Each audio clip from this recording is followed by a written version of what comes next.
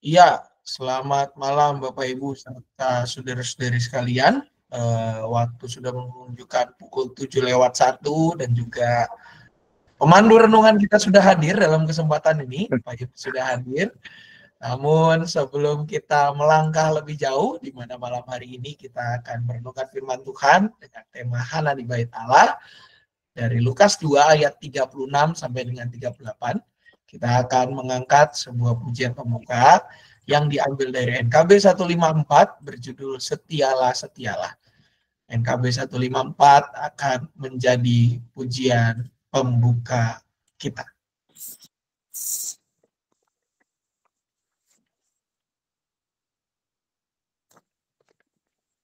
Skripnya adalah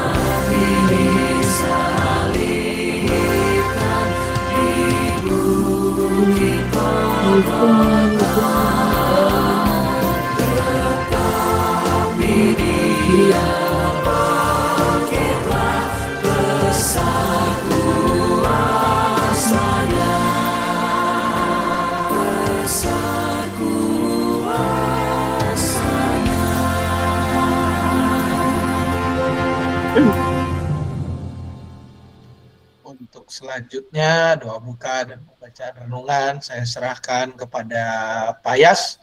Persilakan Pak Yas.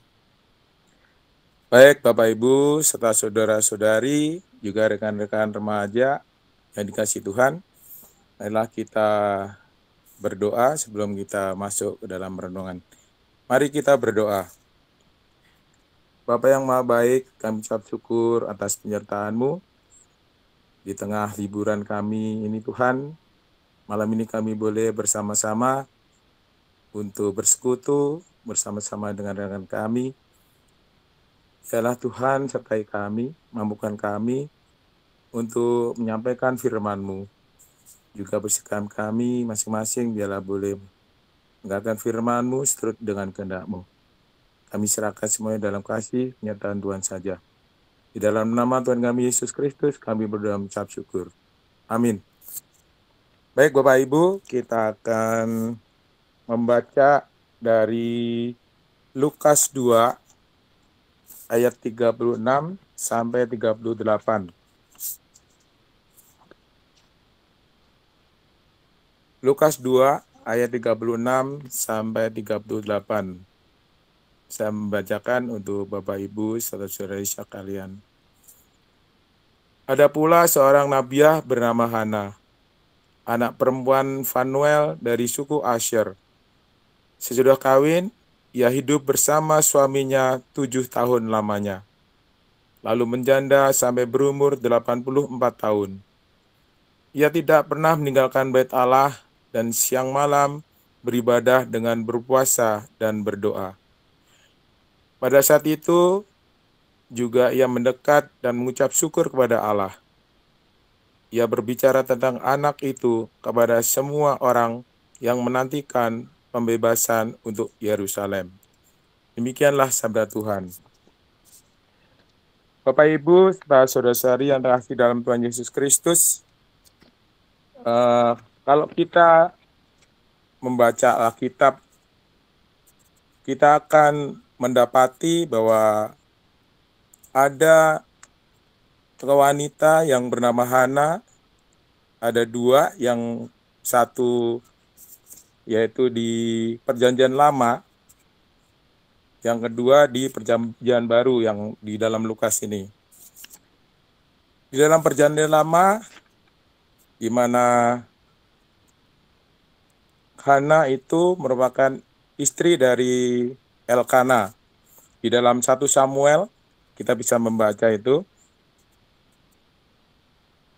di mana Elkana mempunyai dua orang istri, yaitu yang satu bernama Penina, dan satunya bernama Hana. Diceritakan di dalam 1 Samuel itu bahwa Penina mempunyai dua orang anak, sedangkan Hana tidak mempunyai anak, karena Hana ditutup rahimnya oleh Tuhan.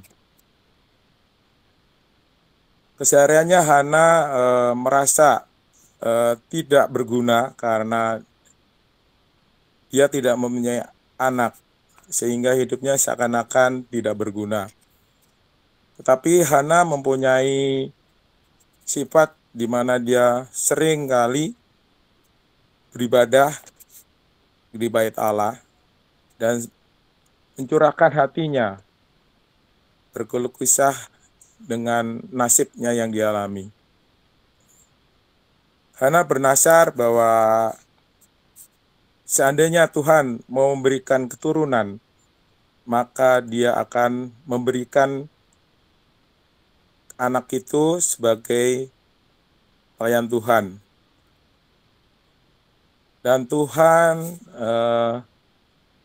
membuka rahimnya sehingga Hana mengandung dan melahirkan seorang anak yang diberi nama Samuel. Ya, Pak Samuel nih, pendeta Samuel kita. Di mana Samuel sejak kecil sudah diserahkan ke bait Allah untuk menjadi pelayannya, sehingga Samuel menjadi hamba Tuhan yang setia.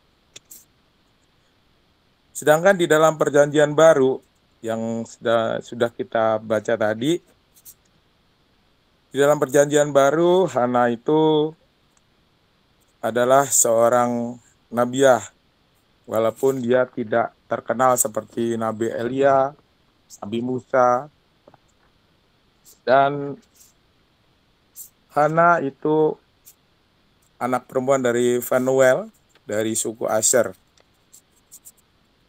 Dia menikah selama 7 tahun lamanya dan dia menjanda sampai umur 84 tahun. Hana tidak disebut sebagai nabi besar, bukan pula pemimpin agama, tapi hidupnya adalah kesaksian yang nyata. Kalau kita melihat bahwa benar bahwa kesaksian Hana itu, bahwa Sang Mesias telah datang, di mana Hana itu mempunyai kebiasaan sering sekali dia datang ke bait Allah, dan bahwa Sang Mesias datang pada itu, Hana bertemu dengan bayi Yesus yang dimana dibawa oleh Yusuf dan Maria. Ada 5 hal dari Hana yang patut kita teladani di dalam Perjanjian Baru, yaitu kita bisa melihat teladan iman dari keturunan dalam menanti kedatangan Mesias. Yang pertama, Hidupnya Hana berfokus pada Tuhan. Tidak diragukan bahwa sejak kecil Hana telah mengetahui tentang janji Mesias yang Allah berikan kepada Israel. Dan ia menunggu penggenapan janji tentang Sang Mesias. Yang kedua, yang patut kita teladani ialah hidupnya digerakkan oleh pengharapan. Kata tidak pernah meninggalkan menunjukkan bahwa hidupnya dimotivasi oleh pengharapan akan kedatangan Sang Mesias. Yang ketiga ialah Hana memperlihatkan disiplin rohani. Ia sering berpuasa agar memiliki lebih banyak waktu untuk berdoa. Dia telah belajar menyalipkan keinginan daging agar bisa melayani Allah dengan lebih pantas. Teladan yang keempat dari Hana yaitu Hana tahu berterima kasih. Ia memuji Tuhan yang telah membuat ia bertemu langsung dengan bayi Yesus, yang merupakan Sang Mesias yang telah lama ia nantikan. Pertemuan itu membuat ia siap untuk pergi.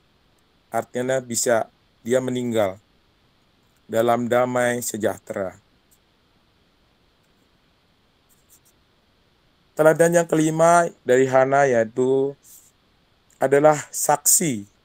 Dia tidak takut untuk menceritakan tentang Yesus Kristus kepada orang-orang di sekitarnya. Nama Hana berarti anugerah Allah yang diungkapkan melalui kematian Yesus Kristus di kayu salib. Saat ini kita menantikan kedatangan Tuhan Yesus yang kedua kali. Apakah kita masih terus merindukan kedatangan Tuhan Yesus yang kedua kali? Apakah kita selalu bersyukur atas anugerah hidup kekal yang telah kita terima? Apakah kita setia melayani Allah dan kita terus menjadi saksi dari anugerah Allah dalam hidup kita sampai Tuhan Yesus datang kembali? Kita patut meneladani Hana di mana dia berani bersaksi tentang Mesias yang akan datang untuk kedua kalinya. Sehingga kita tidak perlu takut lagi untuk menyampaikan atau memberitakan kepada orang-orang yang belum mengenal Kristus.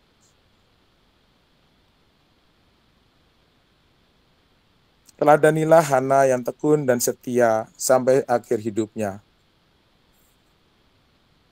Bapak Ibu yang terkasih dalam Tuhan Yesus Kristus, kita belajar dari perenungan ini bahwa kita diberikan kesempatan untuk melayani Tuhan.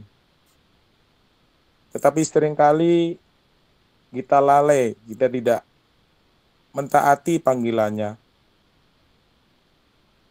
Kita kurang setia dalam panggilan Tuhan untuk mau melayani Tuhan.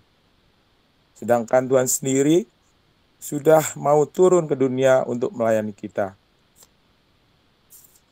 Biarlah kita semua juga mempunyai tugas masing-masing di dalam pelayanan kita, baik di rumah sendiri, di rumah tangga kita, di masyarakat, terlebih di gereja, sebagai pelayan-pelayan Tuhan.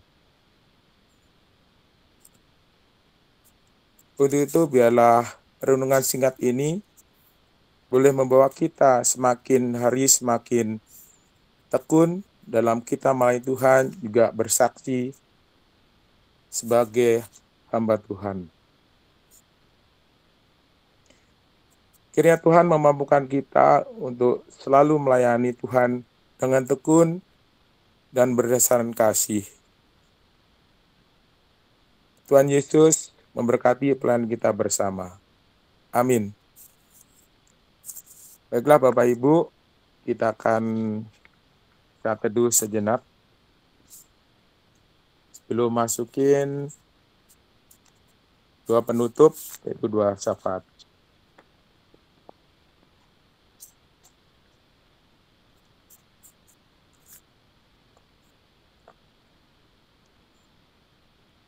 Pokok doa malam ini itu berarti agar umat berani melayani dengan kesetiaan sekalipun jauh dari perhatian, sebagaimana yang dilakukan oleh Hana di Bait Allah. Sebelum menyampaikan doa syafaat ini, apakah dari Bapak Ibu Saudara sekalian ada ya pokok-pokok doa yang mau disampaikan?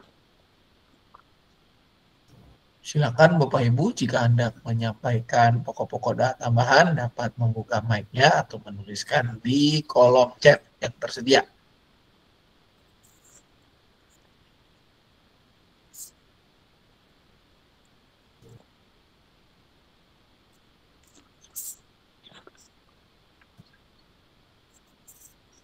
Sebelum yang lain menambahkan, mungkin tambahannya Pak untuk kebaktian Pentakosta, juga untuk anak-anak yang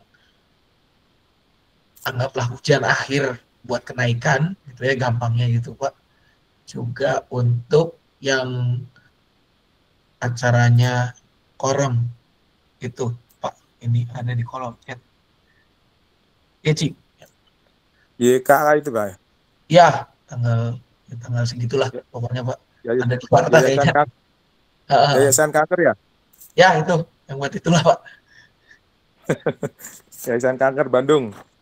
Ya itu namanya agak-agak sulit dieja, tapi Pak Yunus tahu lah maksudnya. YKAKI. Itu. Ya Pak, ya. Itu sih Pak, kalau dari saya tambahannya. 3 itu aja. Baik. Mungkin dari Bapak Kalau Ibu tidak yang ada, lain silakan jika masih ada.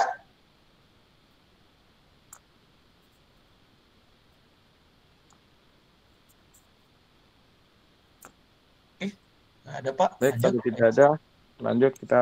Mari Bapak Ibu saudara kita bersatu dalam doa. Tuhan, kami bersyukur atas cinta kasih dan kebaikan-Mu yang tidak pernah surut dalam kehidupan kami.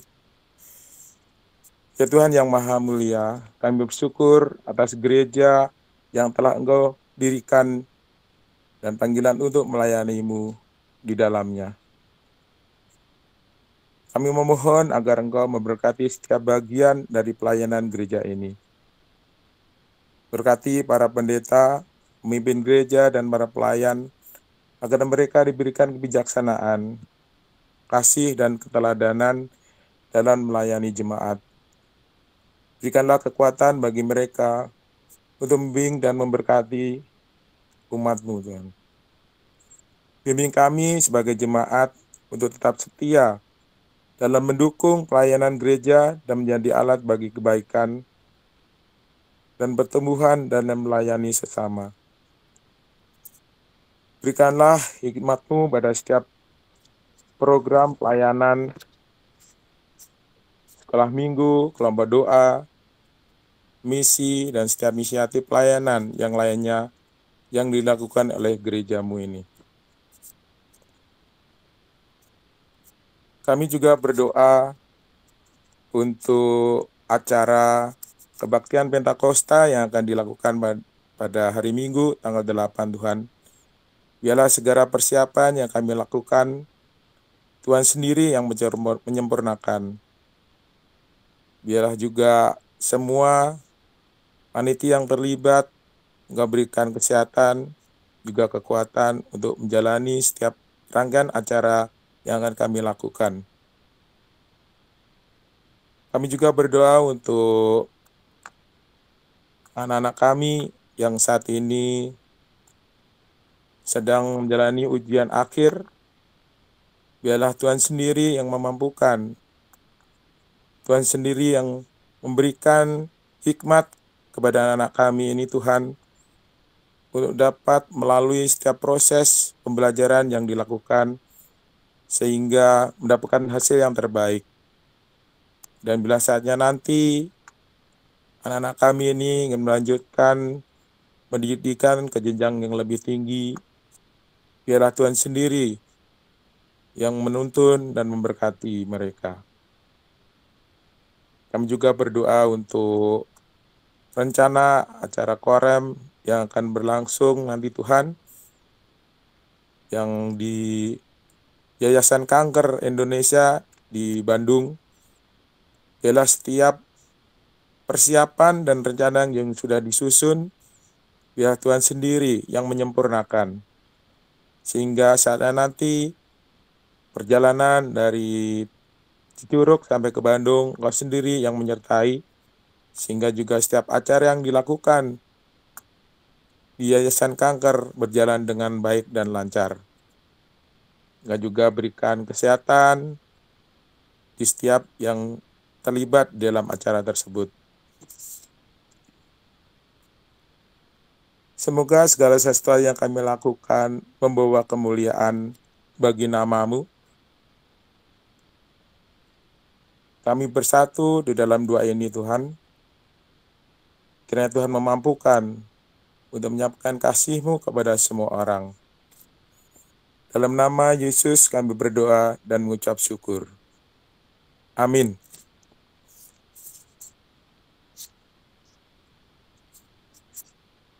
Baik Bapak Ibu, sebagai lagu penutup, kita akan menyanyikan dari Kidung Jemaat 370. Ku mau berjalan dengan juru selamatku.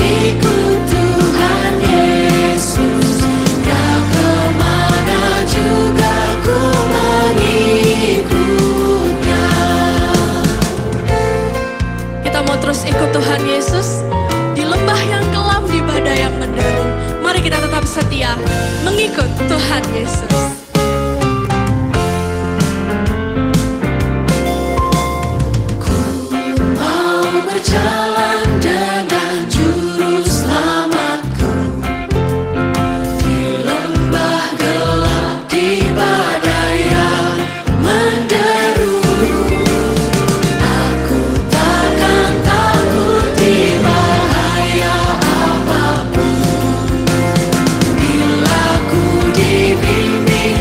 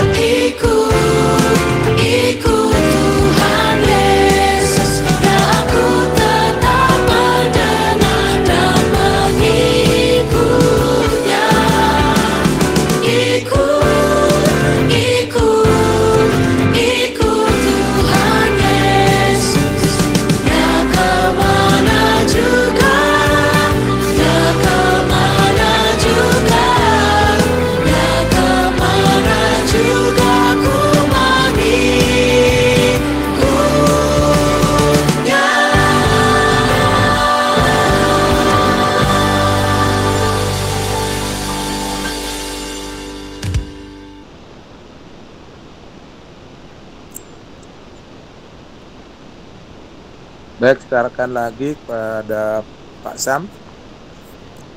Ya, terima kasih kepada Pak Yunus Adesina yang sudah menolong kita di dalam malam doa edisi malam hari ini, di mana kita diajak melihat tidak hanya dari satu hana, tapi dari dua hana, gitu ya. Karena hana yang pertama dan hana yang kedua, dua-duanya punya satu kesamaan, yaitu mereka setia berada di bait Allah, yang menunggu atau bahkan tidak hanya sekedar menunggu, tapi juga mereka aktif dalam pelayanan doa mereka kepada Tuhan, ya. Dan biarlah ya, Bapak Ibu serta saudara-saudari, rekan-rekan semua, kita boleh meneladani Hana, baik Hana dalam perjanjian lama maupun Hana di perjanjian baru, seorang nabi perempuan, ya, melalui kehidupannya yang menjadi kesaksian yang nyata. Mengingatkan kepada kita bahwa tidak ada doa yang sia-sia. Dan walaupun kita melayani dalam senyap, tapi Tuhan melihat bahkan mencatatnya. Tidak ada ibadah yang tersembunyi. Bapak Ibu serta saudara-saudari sekalian, untuk edisi besok, masih ada ya edisi besok Bapak Ibu, di mana besok menjadi last but not least gitu ya, edisi terakhir tapi bukan yang terakhir-terakhir banget. Untuk besok Bapak Ibu kita akan kembali bertemu pada pukul 7 malam, edisi yang terakhir untuk di tahun 2025 ini, ya, di mana kita akan membahas perempuan-perempuan lain. Ayatnya pun hanya satu, Markus 15 ayat 41, ya, tentang perempuan-perempuan lain. Siapakah mereka? Nah, kita akan coba bahas dalam bagian itu. Yang pasti walaupun mereka dikatakan sebagai perempuan-perempuan lain, tetapi dampak dari pelayanan mereka justru sangat terasa bahkan hingga hari ini. Mereka lah yang justru menjadi tulang punggung pertumbuhan persekutuan umat Tuhan, menjadi tulang punggung pertumbuhan gereja Tuhan di tengah dunia ini. Untuk besok, renungan akan dipandu oleh, ya, karena ini menjadi akhir, jadi ya saya sendiri, begitu ya Bapak Ibu, sebagaimana yang biasanya terjadi, penutup dan pembuka. Dan besok jam 7, seperti biasa, kita akan bersekutu bersama. Jangan lupa untuk login lebih awal supaya tidak terkena antrian pada saat masuk.